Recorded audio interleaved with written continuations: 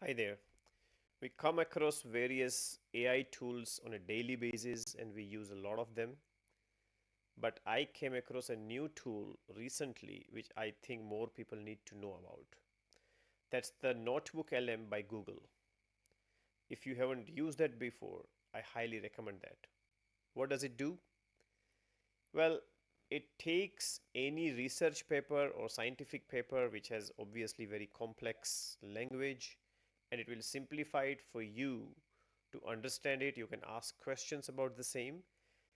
And the really cool part is it can generate a podcast based on that research paper. Let me showcase it to you. So notebooklm.google.com, that's the website. And let me create a new project here. I would add a few sources to start with. You can either upload a PDF or just give the link. So here I have a few papers related to creatine supplement related research. So let me just add those.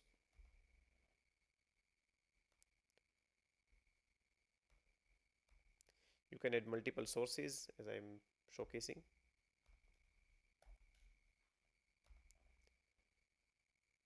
And once you have added all of your sources,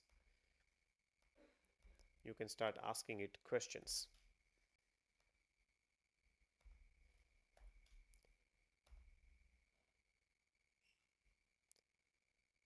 So it has already created a few questions for you looking at all the content that you have provided. And you can look at that, or you can also ask your own questions.